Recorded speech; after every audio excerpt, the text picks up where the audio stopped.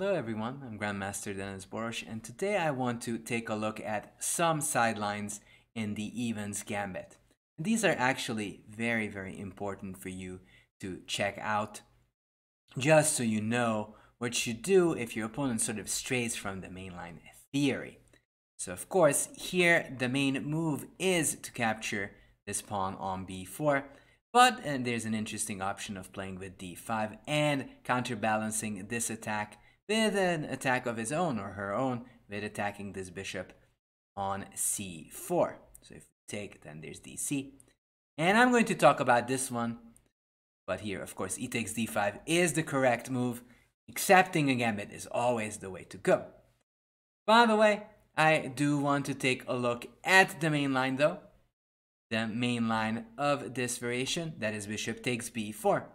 Now this game is between Li Chao, the very strong and talented Super Grandmaster, and Andrew Tang, Grandmaster from America. So in this game, bishop takes b4, c3 was played, and bishop e7. Now bishop e5 is the main line, but bishop e7 is a respected variation. Bishop e7, d4. The best way of playing white, as we've actually talked about in our previous tricks and traps in the evens Gambit, has to act accordingly and stop black from castling in due time. If black would take on d4, there is queen b3, and there is no knight h6 because the bishop then would take. That's why pushing the pawn earlier is so important. d4, knight a5. Very accurate move by Andrew Tang, hitting that bishop before white could consolidate. Now, in a previous game, I showed how the fantastic Olympic champion Ray Robson played with knight takes e5. However, there's another move which is getting popular, and that's bishop e2. Very interesting idea, saying your knight is on the side, you really don't have enough control over the e-pawn, and otherwise, if you can't hold your center together, I will be pushing on through. d6. Now e takes d4 was the old main line, but after queen takes d4, there are plenty of nasty threats, especially against that g7 pawn. If knight f6, then there's e5, and this knight will have to leave. It can't go to pretty places, it has to go somewhere very bleak. And if d5, then white can just capture a pawn with a very good play against black's position. Bishop f6, queen g3, d takes, knight d4. And even though white is down a pawn, most of black pieces are very awkwardly placed, and this position gives good play for white.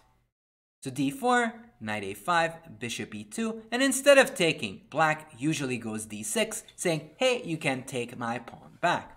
d takes e5, d takes e5, queen a4 check. Another important little move by Li Chao, avoiding queen exchanges, as endgames usually favor black in the evens Gambit.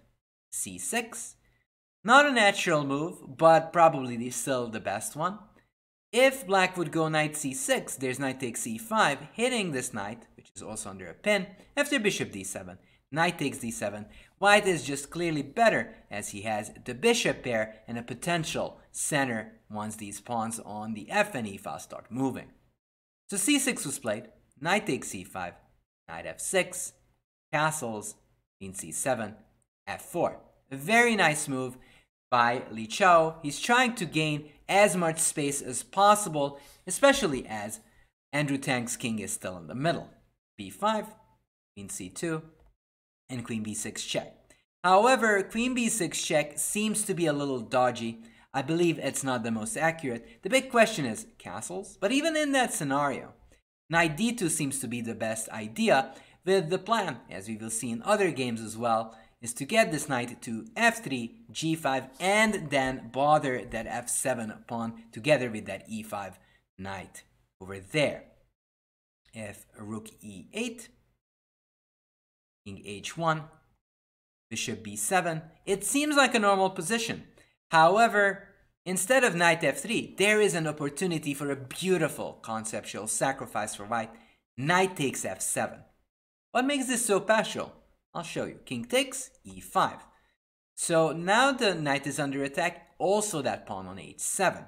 So black here, believe it or not, is forced to give up the piece back, with white getting a very hefty advantage. If black is stingy and goes knight d5, then there's queen takes h7, and there are just too many threats against this king on f7. There's no rook f8 because of bishop h5 check, and you can't go back. Rook is hanging. Otherwise, white is just going to overwhelm black with these pieces. The knight is hopping to e4, while the queen and bishop is a perfect combo in this position.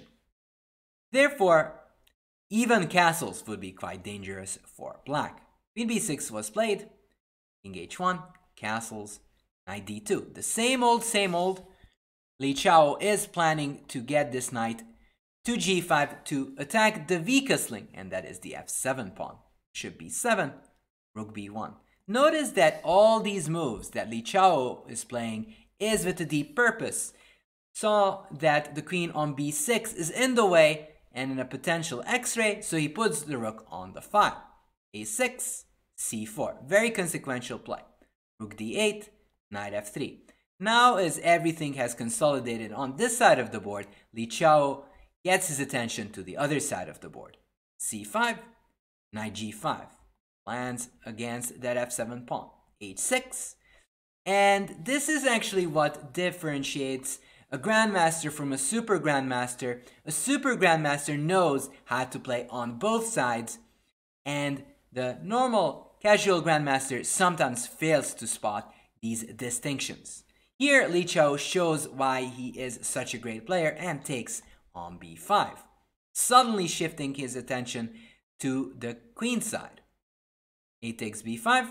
Now if h takes, there's b takes a6, and the plan of going rook b1 c4 actually pays off.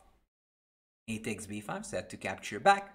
Rook takes b5, queen c7, and bam! Knight takes f7. The biggest problem in this position, the issue is white is not only pressuring black on the king side, where this king is getting very much under pressure, but is also struggling on the queen side as well. In case of rook takes f7, black actually will have to face knight takes f7, king takes f7, bishop d2. And sadly enough for black, there is no knight c6 because there's queen b3 check and the b7 bishop is falling. And if bishop takes c4, the simple bishop takes a5, bishop takes c2, bishop c7 is winning for white because white is up a whole exchange. So here Andrew Tang tried the best possible move, bishop takes c4, queen c3, immediately eyeing that awkwardly placed knight. Rook a8, boom, immediately shattering black's structure. Takes, queen g3, h7, bishop d3. Again, another sudden switch and shift from attention. Suddenly Li Chao is attacking on the king side, as most of Andrew Tang's pieces are huddled on the queen side defending all those pieces, while the mate is happening on the other side. Queen d6, bishop e4, knight e4, queen f3, queen d5, rook e1. Just bringing in those pieces. Knight f6, queen c3. So once Andrew Tang gets to consolidate, that's the moment Li Chao changes tack and goes a different direction. Rook g8 trying for some tricks. Knight c6 wouldn't really work because knight takes c6 takes and rook e7 is advantage white. White wins the piece back. Rook g8, queen c2 check. Here, knight g6 takes, knight c6. And it seems like black has consolidated, but it's not quite so. White's pieces are just too active. Even though black has two pieces for the rook, it's just not enough versus this dangerous attack. This bishop puts itself on this long diag, and danger is looming. Rook f8, but this was already the end, because after king g8, check, here, rook b3 happened, and game over, as there's no way of stopping rook h3 and checkmate. So the way of playing this position is A, try to get the majority in the center, avoid queen exchanges, and target the f7 pawn. So let's talk about a little bit with the d5 variation, which is very interesting, trying to get counter chances instead of accepting the sacrifice. Now here bishop takes d5 also makes sense, but I do believe e takes d5 is the correct way of playing. Knight takes b4, castles. And this is actually a typical way this game is played by Grandmaster Falgayer from the white side. And he knows just as well what the Denes Gambit is about. It's about initiative and attacking the king that's stuck in the middle. Knight f6, knight takes e5, knight d5, d4. Now, white not only gets a good knight on e5, but gains an extra pawn in the center. Bishop e7. Now, if black goes bishop d6, white can just go bishop g5, bishop e7, bishop b3, and after an eventual c4, d5, white gets a comfortable and pleasant advantage. d4, bishop e7 happened, bishop b3. And sometimes grandmasters retreat. Why? Because they want to expand their center with c4 and d5. Castles, c4, knight b6, bishop b2, c6. And in this game, Falgayer played knight d2, which is going to feature a very similar plan we saw before. Knight d2, knight f3, knight g5, attacking that pawn. However, even here, instead of knight d2, white can just go knight c3, bishop e6, queen d3, with a very comfortable advantage. White has an extra pawn in the center and has potential for an attack with f4, f5 later on. But knight d2 was played in this game, a5, a4, not letting black push the pawn all the way down to a3. Bishop b4, knight f3. So, just as in the previous game, the f7 pawn is going to be the target, but this can be even more powerful than the previous example, because once this bishop opens up, then there will be big danger lurking around the corner. Queen e2, rook e8, knight g5. Not wasting time, immediately hitting that pawn. Rook e7, queen f3, just moving that queen out of the danger and sort of winking at those pieces, mostly at the f7 pawn. Queen c8, d5. A very nice little move by Falgayer. He is burning up all those bridges, but it is time to do so, as black is definitely very underdeveloped to handle any pressure. C takes d5, c takes d5, bishop g4.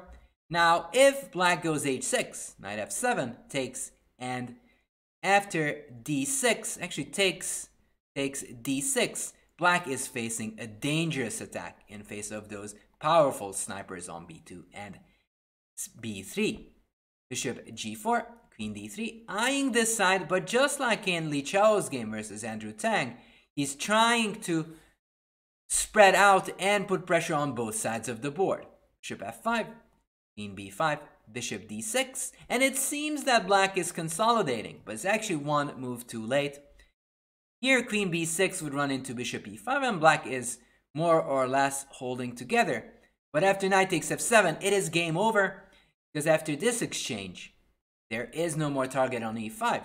Queen takes b6, bishop e4, which is clearly a mistake, but the position was already lost. After queen takes d6, white won as Falgayer's opponent, as Falgayer just won, as his opponent resigned. So I really hope I gave you some pointers how to play against this bishop e7 system and this creative d5 system. In both cases, most of the time, you want to pressurize your opponent, try to stop your opponent from castling, and if that doesn't work, you want to aim at the weakest link in chess, the f7 pawn. So thank you so much for watching. Please leave a like if you enjoyed it. And if you have a comment, post it below. And I will see you next time.